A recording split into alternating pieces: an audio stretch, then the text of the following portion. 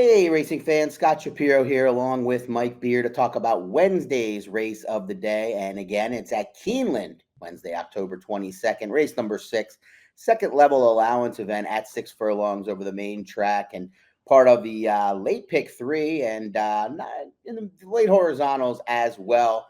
And we'll take a look at the field. And just before we talk about it, just a reminder that this is the race of the day. And as always, free pass performances are available. Real easy to get them. Just hover over and click on the race of the day icon, if you will, or that's probably not the right word, but click on that thing and you will be taken right to where you want to be to get those free PPs to follow along with Mike and I. Mike, this was a tough field. I don't know what to make of the morning line because I really had a hard time separating and having any confidence as we'll get to, diving into the field. But how did you see this race in general? I just thought it was a really tough race to handicap, Scott. I mean, I do feel like a lot of different horses can win here. I found myself, the longer I looked at it, not really trusting anybody.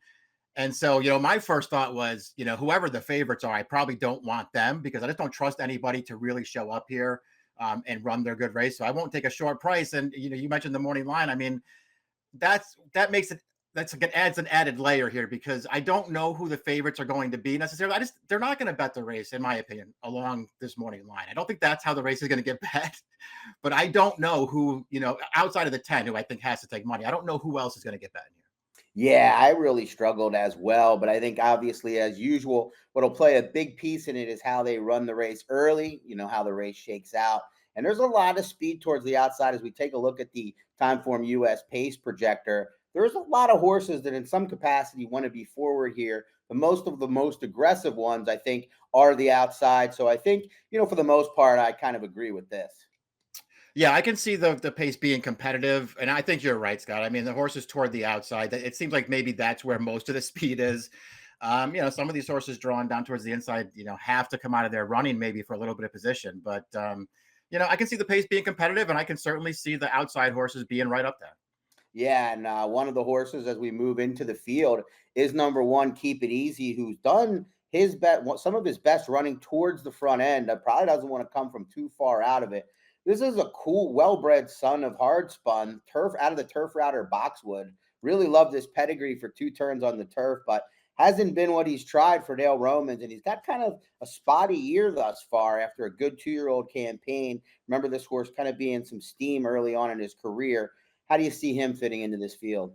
I think, listen, we were talking about how there are so many tough calls in here. I thought maybe he was the toughest call in the race because his 2 wins, they're both really good performances. His other form, obviously leaves a lot to be desired, but I don't know. First of all, you can't hold the Saratoga Special against him because he broke right on his face in that race and totally lost all chance.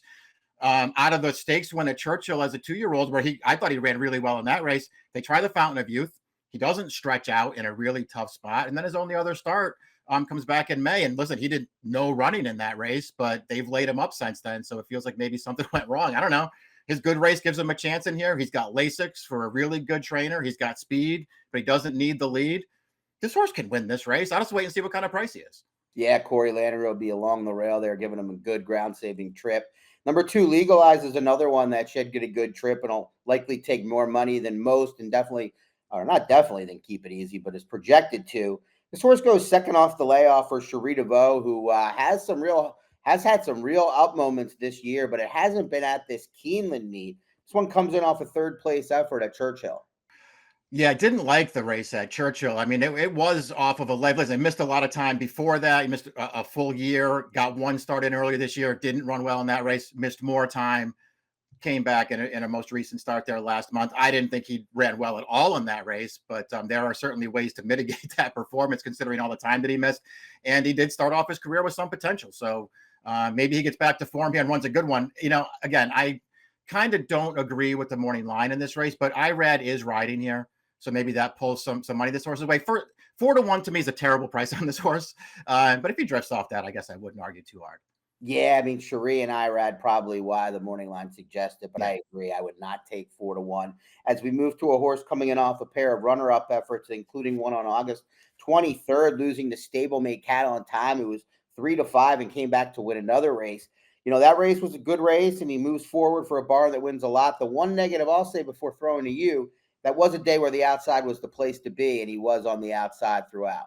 That's good to know, and I'm glad that you brought that up because it's not something that I don't follow Ellis Park at all, really. So that's good information for me to factor in. So maybe I can downgrade this horse a little bit. I don't know, Scott. I mean, I'm first of all, and this is just anecdotal. I have I didn't look up any stats on this at all, but I feel like a trainer change from Asmussen to anybody probably isn't great.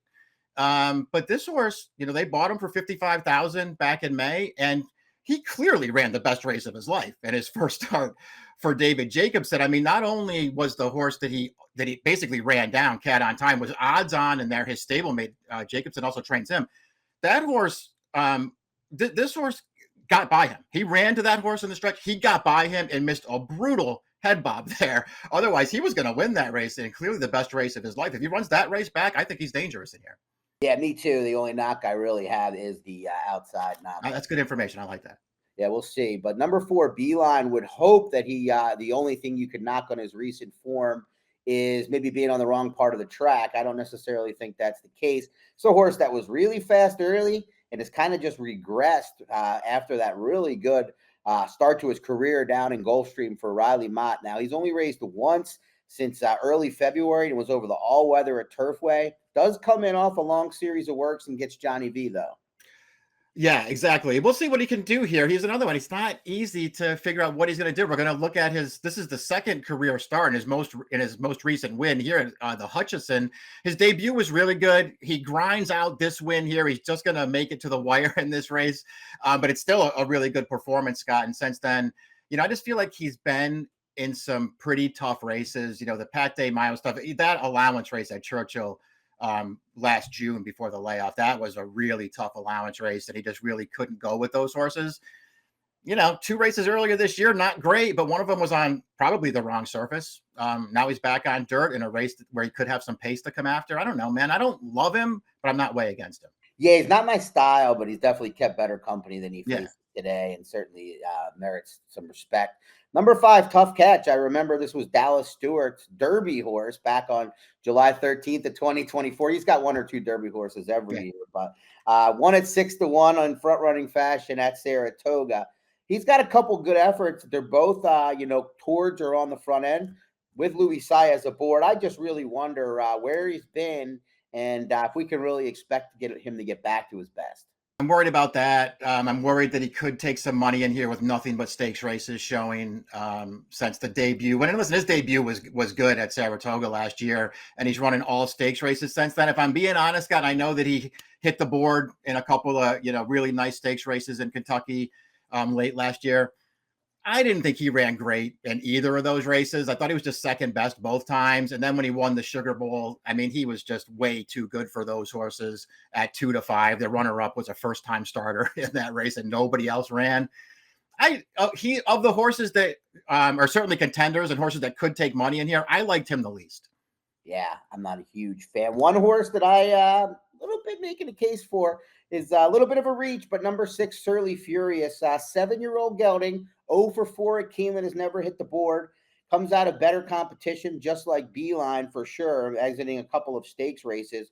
And we'll take a look back at 3 back when he was in against a softer field than this, but it was the most realistic spot he's been in some time, and he did show the ability to finish. A lot of his races I could put a line through. I just don't know how many, but like we've been talking about, there's a lot of horses in here that we don't trust. They're going to be a lot shorter prices. Yeah, this is one of those horses who's going to be a price that I think you do yourself a service to at least take a second look at and try to dress him up a little bit. I mean, his really good dirt races are 2 years ago, back in 2023, and he just ran a bunch of races back then that would give him a real chance in here.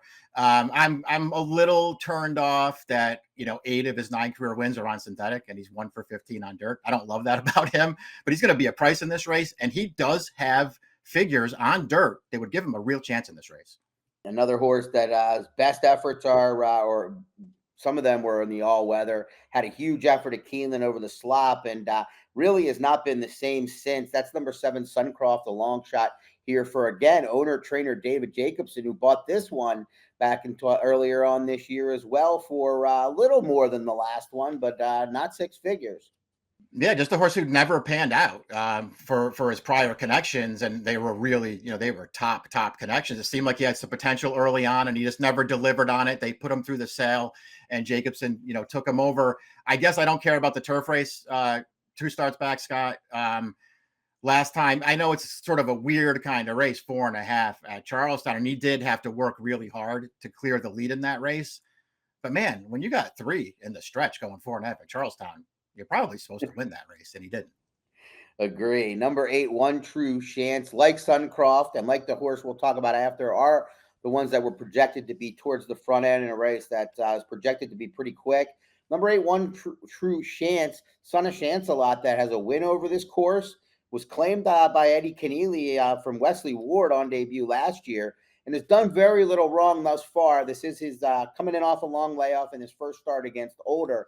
I know you like this one a little bit.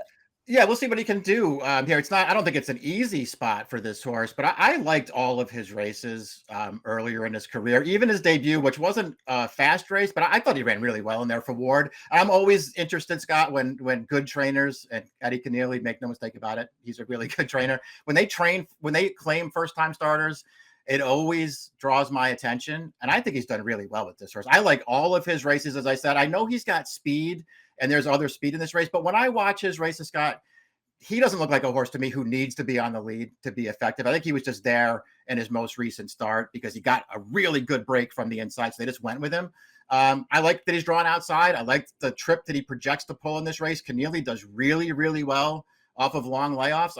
He's another one. Listen, I don't think 6-1 is the right price. I would want more than that if I was going to bet him, but I can see him drifting in this race. And if he's a good price, I would take a shot here.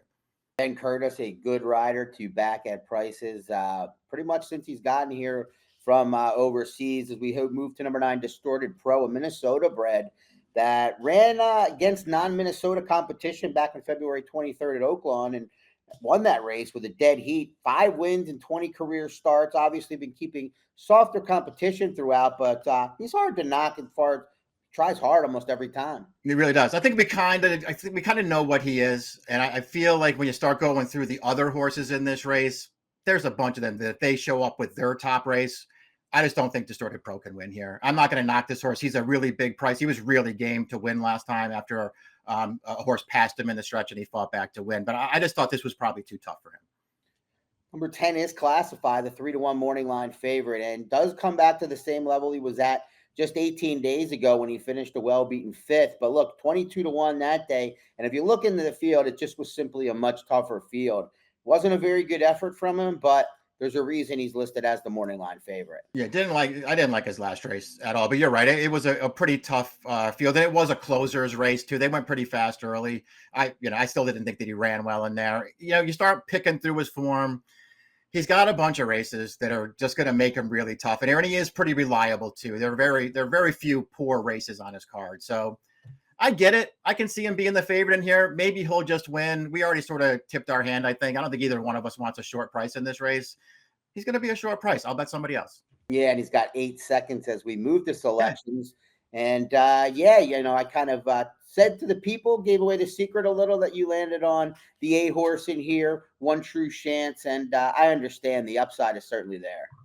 Yeah, I just want to give him a chance. Again, it's just one of those races where I feel like I can make a case for a lot of different horses. And when that's the case, I start looking for prices. And I just look for horses that, that have sort of drawn my attention when I start watching their replays. And I just like everything about this horse. I like all of his races. Think he might be better than he looks on paper.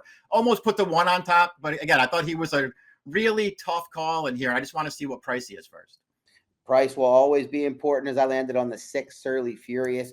Better be a huge price or I will be shifting my action elsewhere as we take a look at those selections. Mike, 8-1-3-4, and I'm going with 6-10-2-9 in the Wednesday race of the day, race number 6 at Keeneland. Best of luck.